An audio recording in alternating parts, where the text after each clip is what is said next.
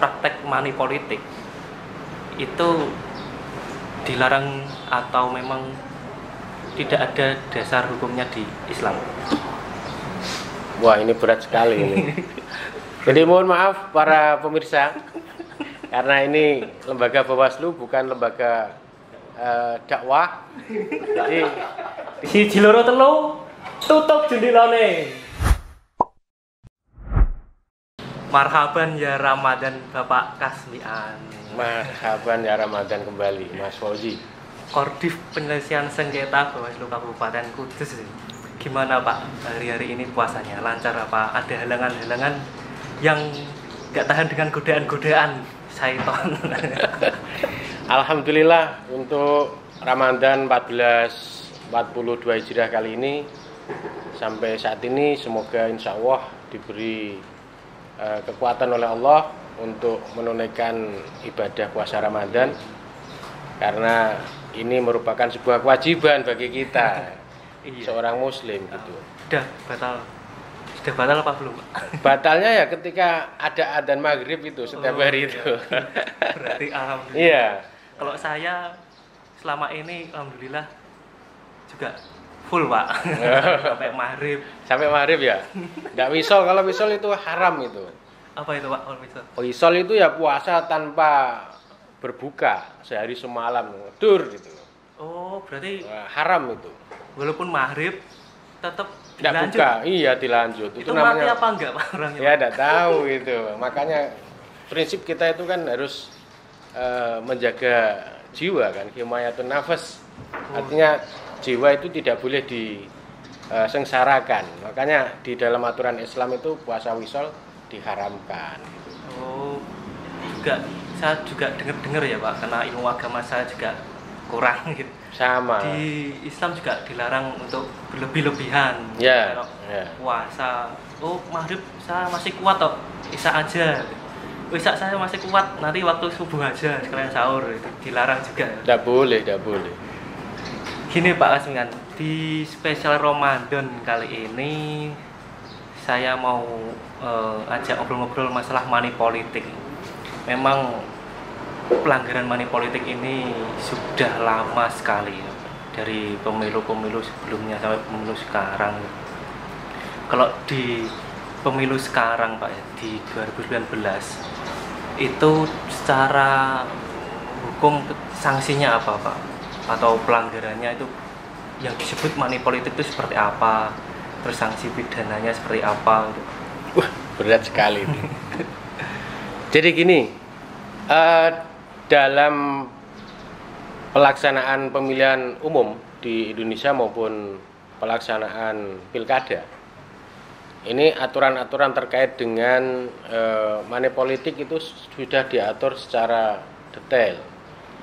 Cuman ada problem hukum ketika dibandingkan antara Undang-Undang 7 tahun 2017 tentang pemilihan umum dengan Undang-Undang 10 tahun 2016 tentang pemilihan gubernur, wakil gubernur, bupati, wakil bupati, dan wali kota, wakil wali kota. Dua ketentuan regulasi ini itu ada problem terkait dengan jerat hukum yang bisa diberikan kepada pelanggar money politik bila itu terbukti. Karena di dalam ketentuan Undang-Undang 7 2017 di sana ketentuannya itu hanya tidak setiap orang dapat dijerat sebagai pelaku money politik. Karena di dalam ketentuan Undang-Undang 7 2017 itu ada 3 fase. Fase pertama itu fase tahapan kampanye ya. Kalau tahapan kampanye itu di sana itu tidak setiap orang. Karena yang dapat dijerat itu pelaksana, peserta, tim kampanye yang didaftarkan. Didaftarkan di KPU. Di KPU, artinya tidak setiap orang. Kemudian di Undang-Undang 7 2017 itu baru fase setiap orang itu baru dapat dikenakan ketika menjelang hari H. Hari H pelaksanaan pencoblosan. Oh, waktu hari pencoblosan itu iya, setiap orang. Setiap orang, padahal kalau kita runut pada hari H itu kan memang titik rawan, dan kemungkinan juga pelaku-pelaku itu sudah memahami terkait dengan bagaimana kiat-kiat pengawas pemilu, bagaimana kiat-kiat lawan dan lain sebagainya untuk melakukan pemantauan, pengawasan dan lain sebagainya. Sehingga ini tidak efektif. Beda ketika kita lihat di Undang-Undang 10 2016, karena di sana itu setiap orang, ya, subjek hukumnya setiap orang. Di Undang-Undang Pilkada. Undang-Undang Pilkada. Jadi antara yang ngasih sama yang nerima, kalau memang itu terbukti, itu bisa dikenai jerat pidana pemilihan. Kalau di pemilu juga penerima sama pemberi juga, Pak. Kalau di dalam Undang-Undang 7 tahun 2017, ya, ini yang dikenakan itu hanya pemberi ya. Pemberi, ya. Tadi yang tim kampanye. Iya, kecuali di fase hari H. Hari H itu kan setiap orang subjek hukumnya. Karena pola-pola seperti ini juga menjadi dilema baik bagi jajaran penyelenggara pemilu maupun masyarakat secara umum. Padahal di konteks hukum Islam itu antara pemberi dan penerima itu kan sama kan? Suap itu kan sama tidak bolehnya kan gitu. Kalau konteks money politik itu harus apakah berupa uang, Pak? Tidak, money politik itu bisa diterjemahkan tidak hanya sebatas berupa uang. Bisa juga berbentuk barang, bisa juga berbentuk jenis-jenis lainnya. Intinya tujuan money politik itu adalah untuk menggait hati nurani seseorang agar mereka bisa terpengaruh untuk memberikan dukungan ataupun pilihan kepada peserta pemilu ataupun calon tertentu. Berarti tujuannya kan ke sana itu, untuk ngerayu itu. Biasanya enggak cuma money politik. Kalau money kan uang, Pak. Iya. Kalau ada barang berarti ada barang politik. Barang politik, ya. Biasanya juga ada sesuatu yang dikasih cuma-cuma biar menggait seorang. Itu juga dikasih sesuatu berupa pemuas hawa nafsu. Sama itu. Pemaknaannya sama. Jadi bisa ditafsirkan money politik tidak hanya berupa uang, ya. Segala sesuatu yang bisa mempengaruhi itu juga bisa dikategorikan ke sana. Bisa. Kalau di itu, Pak, itu kan secara hukum positif, ya. Hukum positif memang di undang-undang dilarang. Jelas dilarang dan sanksinya ada hukum pidana. Kalau di ajaran Islam sendiri, Pak, di ajaran Islam sendiri praktek money politik itu dilarang atau memang tidak ada dasar hukumnya di Islam? Wah, ini berat sekali ini. Jadi mohon maaf para pemirsa, karena ini lembaga Bawaslu bukan lembaga dakwah. Jadi di sini saya coba sekedar untuk merefresh pemahaman kita bersama, sehingga nanti bisa memberikan dampak positif kepada semua yang menyaksikan acara ini, bahwa sebetulnya konteks riswah atau suap menyuap itu secara letterleknya memang di dalam kitab suci Al-Quran itu secara detailnya tidak disebut. Ada bahasa riswah itu tidak disebut. Cuma kalau kita lihat pengaturan di dalam surat An-Nisa ayat 59 itu, di sana dijelaskan bahwa kita itu harus tunduk dan patuh kepada aturan-aturan ulil amri minkum. Dalam konteks ini, aturan yang telah dibuat oleh ulil amri minkum dalam lex spesialis aturan pemilu itu adalah Undang-Undang 7 tahun 2017 tentang pemilihan umum. Kalau konteksnya itu adalah pilkada atau pemilihan, itu adalah tunduk dan patuh kepada Undang-Undang nomor 10 tahun 2016. Jadi ada persamaan, kita harus tunduk kepada aturan yang telah dibuat oleh ulil amri, atau dalam hal ini adalah negara. Jelasnya di dalam ketentuan surat An-Nisa ayat 59 itu seperti ini bunyinya. Ya. Iya. Tolong dengarkan ya. Tolong didengarkan ya, ini ngaji nih. Bismillahirrahmanirrahim. Ya ayyuhalladzina amanu atiullaha wa atiur rasul wa ulil amri minkum. Fa in tanaza'tum fi syai'in farudduhu ilallahi war rasul in kuntum tu'minuna billahi wal yaumil akhir dzalika khairu wa ahsanu ta'wila. Kurang lebih artinya, hai orang-orang yang beriman, ya, taatilah Allah dan taatilah Rasulnya dan ulil amri di antara kamu. Kemudian jika kamu berlainan pendapat tentang sesuatu, maka kembalikanlah ia kepada Allah. Dalam hal ini adalah kitab suci Al-Quran, dan kembalikan kepada Rasulnya. Dalam hal ini adalah sunnah Nabi atau Al-Hadis.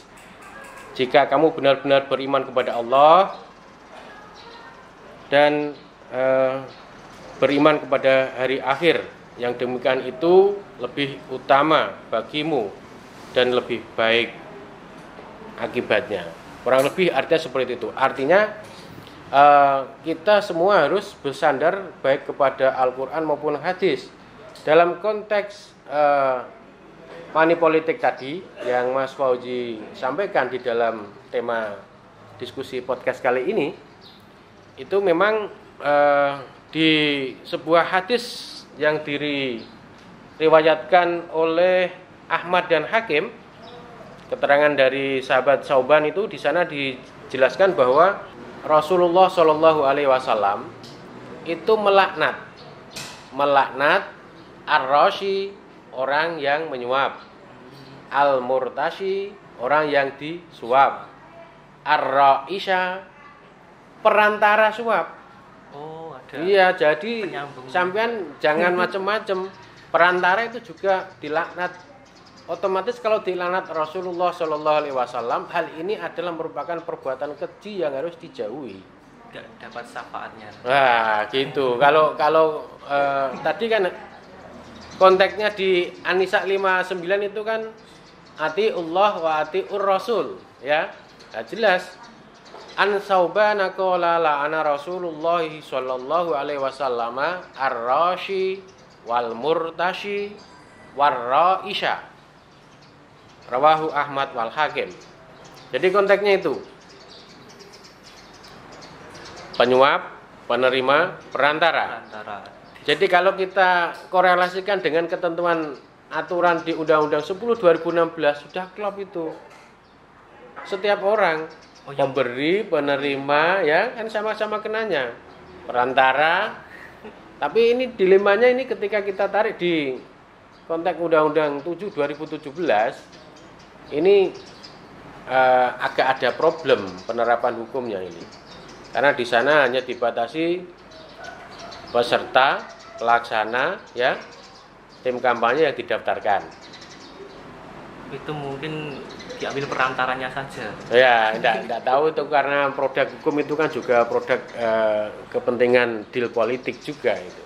Jadi memang kalau kita meminjam istilahnya Bawaslu RI itu memang ada problem ketika mau menerapkan jerat pidana politik uang dalam pilkada maupun pemilu, ya, ada problem.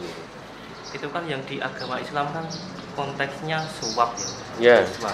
Tapi di dalam lingkungan di dalam empiris, di teknis di lapangan, Pak, itu banyak sekali orang-orang ini menganggap itu bukan suap, tapi bentuk terima kasih atau bentuk uang bensin, uang makan, uang sarapan. Ini bukan suap lah. Ketika konteks suap ini disiasati seperti itu, apakah ini dibenarkan apa? Ya, memang masyarakat sudah pandai. Pelaku-pelaku pengesampingan hukum itu juga pandai sekali. Dalam konteks ini adalah pelaku money politik itu. Jadi labelnya, brandnya di desain sedemikian rupa sehingga tidak nampak pengennya itu mau lepas dari jerat hukum sesuai dengan aturan normatif yang ada di negara kita. Akan tetapi menurut hemat saya konteks suap itu atau money politik itu macam-macam ya, macam-macam. Karena ada beberapa perbuatan yang dilakukan oleh pelaku itu kayak yang saudara sebutkan tadi itu kan mirip-mirip ya. Uang sarapan itu semi suap ya. Atau syibhu riswah itu ya. Konteksnya syibhu riswah itu. Menyerupai suap. Hampir-hampir tidak kelihatan. Jadi masyarakat ini harus dibuka mindsetnya, ya, harus dibuka mindsetnya. Karena apa? Karena minimnya pengetahuan politik masyarakat ini bisa dijadikan ajang untuk melakukan suap politik oleh para pelaku politik, baik itu para pengurus partai, ya, tim kampanye, ataupun orang per orang yang memiliki kepentingan terhadap kontestasi politik yang sedang berjalan itu, gitu loh. Itu ada syibhu riswah kalau kita bahasa agamanya ya. Atau kalau ekstrimnya kita bisa tarik kesimpulan ke riswah masturoh ya. Riswah masturoh itu suap yang terselubung ya. Riswah itu kan suap, masturoh itu kan tertutup itu, terselubung itu. Suap tapi sembunyi-sembunyi ya. Orang aku kan tidak ngasih uang, padahal di aturannya itu kan uang atau barang. Saya kan tidak ngasih barang, saya hanya ngasih makan gitu loh. Tapi padahal tujuannya itu kan untuk menarik simpatinya agar dia dapat dukungan ya. Padahal dalam diri hati manusia tadi ya Pak ya, orang yang menyuap dan menerima suap itu pasti saya yakin ini uang untuk saya nyoblos yang ini. Tapi dilakukan, diucapkan ini uang sarapan, uang bensin, tapi dalam hatinya itu pasti yakin ini uang untuk saya disuruh nyoblos yang wakil ini. Kalau hal seperti itu agama kok dibuat dibohongi ya, disiasati seperti itu, dipermainkan seperti itu malah menurut Bapak itu dosanya itu lebih besar atau kalau soalnya kan Allah ini juga maha mengetahui ya Pak. Ya. Niat seseorang juga Allah maha tahu niat seseorang ini apa, walaupun diucapkannya ini uang makan, uang bensin, tapi Allah tahu niatnya ini adalah untuk menyuap. Agama-agama dalam politik ada isu sara, isu apa ini khusus untuk money politik bahkan dicampuri dalam agama. Agama dibuat apa ya, disiasati label ya. Ini secara apa ya, mungkin Bapak Kasmian ada yang disampaikan kepada masyarakat bahwa memang jangan sampai agama ini dibawa-bawa, apalagi agama ini dibuat alat untuk membohongi manusia.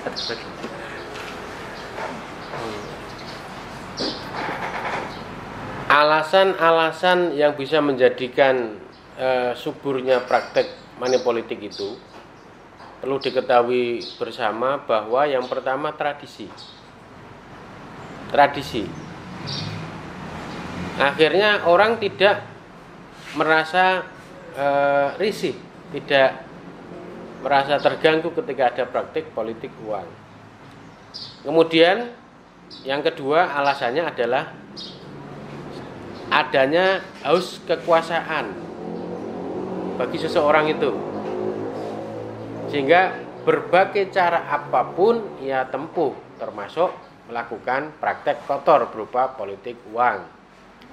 Kemudian adanya lingkungan yang mendukung, ya, lingkungannya mendukung. Kemudian ada asumsi hukum bisa dibeli. Lah saya melakukan politik uang paling enak kecekel ya dicolke. Kalau ketangkap ya nanti dilepas. Atau kalau tidak seperti itu hukumnya lemah. Lah ini menjadi faktor alasan. Kemudian selanjutnya ini yang sesuai dengan apa yang saudara sampaikan tadi, faktor lemahnya iman seseorang. Ini bisa menjadi alasan kenapa praktek politik uang itu bisa terjadi antara si pemberi dan penerima.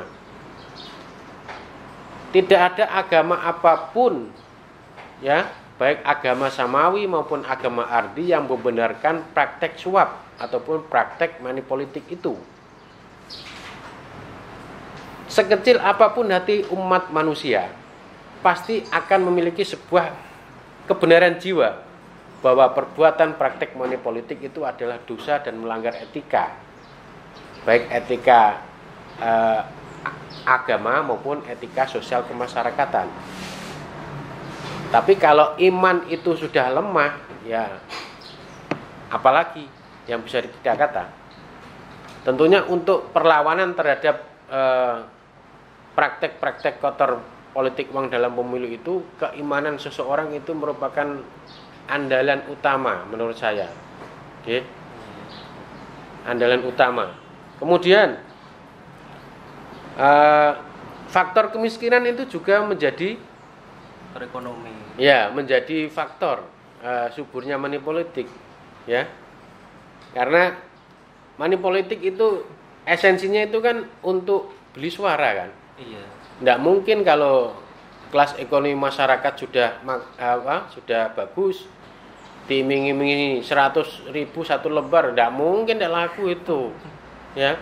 Beda kalau faktor ekonomi masyarakat ini terpuruk dan lain sebagainya, ya, dengan dalih buat beli beras dan lain sebagainya.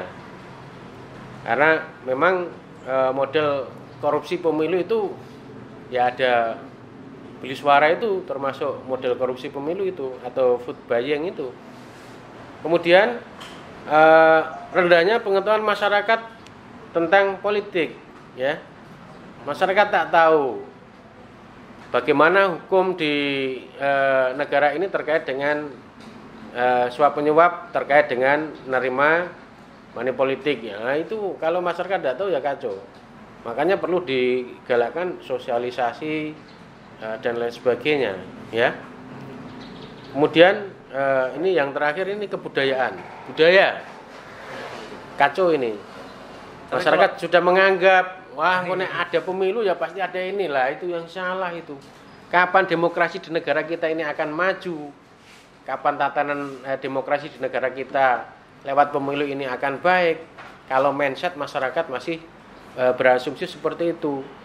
Asumsinya kadang kan begitu, setiap ada pelaksanaan pemilu atau pemilihan pasti ada uang-uang seperti itu, kan enggak? Wah, kacau. Jangan kotori. Si Jiloro telu tutup jendilane.